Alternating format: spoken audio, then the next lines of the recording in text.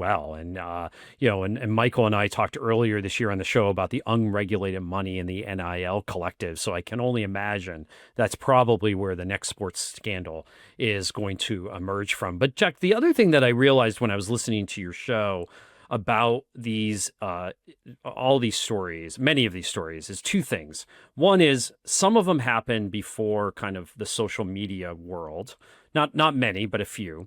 But more than that, a lot of these started with local newspapers, kind of reporting on them. And, our friends, Scott Smallwood and Sarah Hebel, who started Open Campus, this is a big thing of theirs, right? Local newspapers reporting on higher ed was how many of us got our start.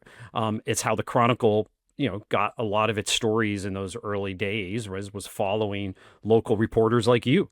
And we seen, so that's another change I have a feeling over the last 10 years is fewer local reporters covering higher ed. So now, President's Gone Wild they can go even more wild, I guess, because no one's really watching them. Well, student newspapers are doing a good job, though. So talk about that. Talk about what you see on that front, about who's really watching what these universities are doing.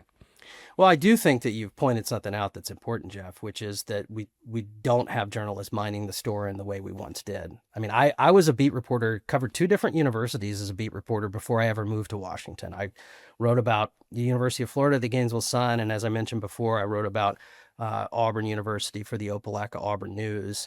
And you are never going to learn what you learn about the way a university operates as you do as a beat reporter, I don't think. I mean, going to trustee meetings literally every time they happen, going to faculty meetings literally every time they happen, faculty senate meetings, and churning a story out from them, and going to see John Kerry speak at a university event and seeing some kid get tased. These things happen if you're a local reporter, and so it's super important. I do think that college student newspapers are stepping into the void. A lot of big stories get broken by college student news reporters. The Ben Sass story about the sushi bar and, more importantly, the larger expenses that he incurred hiring people from his former political life was broken by Garrett Shanley, who was a reporter for the Independent Florida Alligator and later an intern for the Chronicle. So I'm actually optimistic about the people who are in the pipeline. I'm a little pessimistic about the industry, but there are good people who I think are prepared to write very smartly about higher education, specifically in the accountability space. So, Jack, the next thing that sort of came out loud and clear to me in the stories that y'all chose is what it says about the shaky